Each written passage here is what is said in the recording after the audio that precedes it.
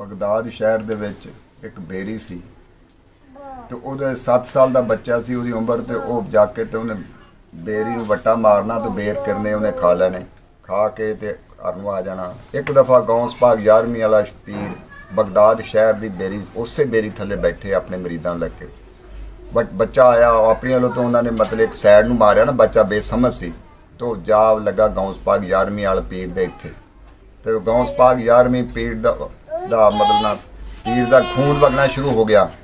तो कहंदा बच्चे नूं गौस पाक ने कहा जी बच्चे नूं फड़ के लिया। बच्चा जिहड़ा तड़फदा मैनूं माफ़ कर दो, मैं नहीं मतलब जान के नहीं मारिया। उन्हें कहा गौस पाक 11वीं वाला पीर ही माफ़ कर सकदा, असां की माफ़ करना है। बच्चे नूं लिआंदा फड़ के मरीदां ने ते गौस पाक दा खून वगदा पिया सी। ते खून उन्हें कहा हाँ बेटा बट्टे किहड़ी गल मारदा बेरी ने। उन्हें कहा जी बेर घेरदी है, मैं बेर खाना है तो मेरी खुराक आ तो मिठे बेर आ तो मैं होर। गौस पाक 11वीं वाला पीर जिहड़ा वजद च आउणा शुरू हो गया।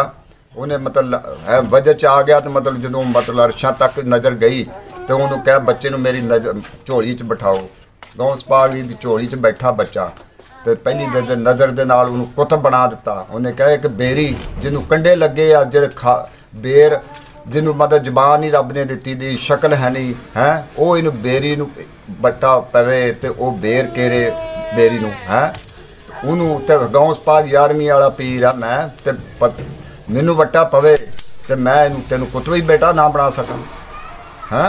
कुतब बना दिता तो जो कुतब बना दिता तो वजह तारी हो गया। बच्चा जो खड़ा हो के तो कल्ब जारी आ तो कहंदा कि गौस पाक नूं हथ बन के कहंदा सुन फरियादा होए पीरां दिया पीरा ते मैं आख जनावा किनू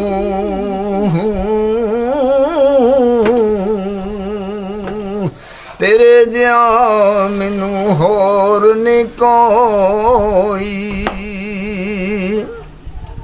ते मैं दे लखां तेनू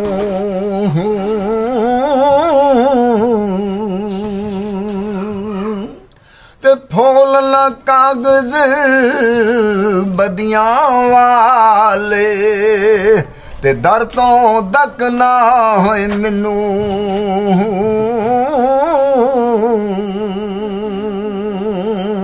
ते मेरे विच एडक गनाना दे ते तू बख्शाउंदा किनू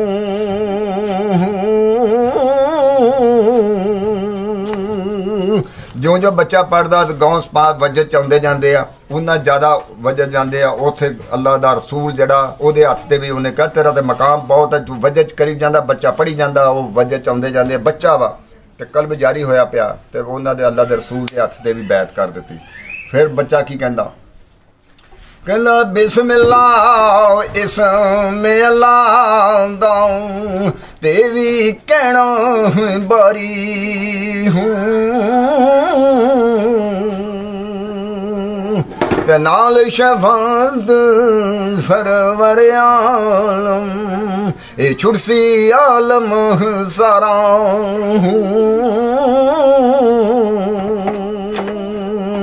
ते हदों बेहद दरूद नबी करीम सल्लल्लाहु अलैहि वसल्लम पर ते जिसना कुल पसारा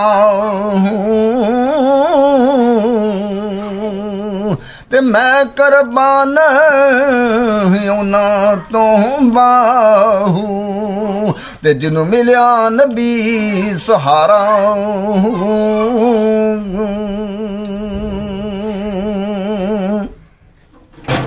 कल्ब जारी जी होया सी। ते अगे की कहंदा कहला अलफ अल्लाह ते चंबे दिया बूटी ते मुर्शद मन मेरे विच लाई हूँ ते नफी असबात दा नफी असबात उन्होंने कहंदे आ हर शहर नूं तर्क करके अल्लाह दे नाल सीधा डायरैक्ट राबता कर देना।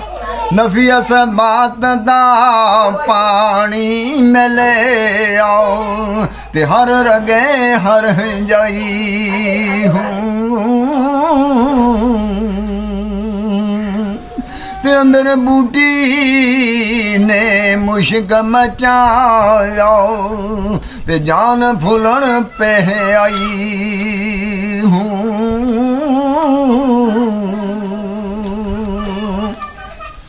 ते जीवे कामल मुर्शद बाहो ते जिन्ना ए बूटी लाई हूँ।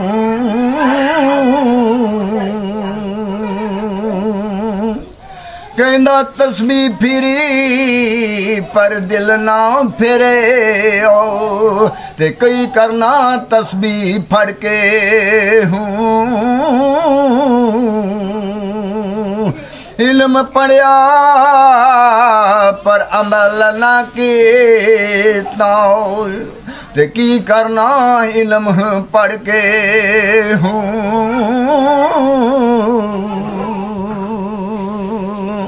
ते चिल्ले कटे पर कुछ ना खटे आओ ते की करना चिल्ले कट के हूँ।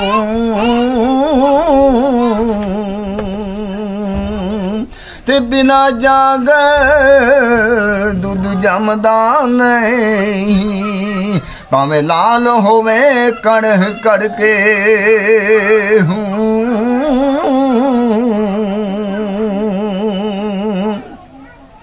कहना जो दम गाफल ते सो दम काफर ते सबक मुर्शद पढ़ाया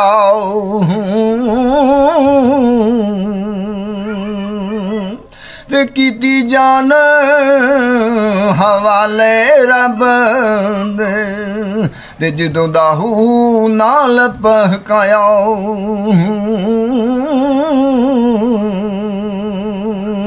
पीर मिले ते पीड़ न जावे ते उस पीर नू की ओए करना।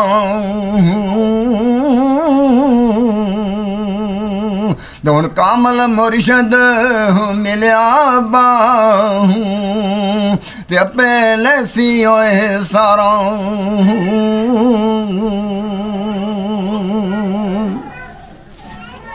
ते लूलू दे मोड लख लखी चश्मा ते एक खोला एक कजाऊं। इतना गौस पाप वजह चाहे सी ते बच्चा अगे की कहंदा वजह चाही जा रहे बच्चे अगला पढ़ी जा रहे अल्लाह दे रसूल दे हथ ते बैत हो गई ते आ रहा कहंदा बच्चा की कहंदा कहंदा लूलू दे मुड लख लखी चश्मा ते एक खोला एक कजाऊं। इतना डिठिया भी सबर न आवे ते मैं होर के दे वल भजाऊं ते मुर्शिद दा दीदार है हजरत बाहू ते लख करोड़ा हजाऊं। कहंदा जे दीन इल्म विच होंदा ते तंबू खेमे क्यों सड़दे हो ते 18,000 जो आलम आओ तो अगे हुसैन दे मरदे हूँ ते जेकर मन दे ओए बैत रसूली ते पानी बंद क्यों कर दे हूँ ते मैं कुर्बान ना तो बाहू ते जेड़ा सर ने देते होए दर्दे हूँ।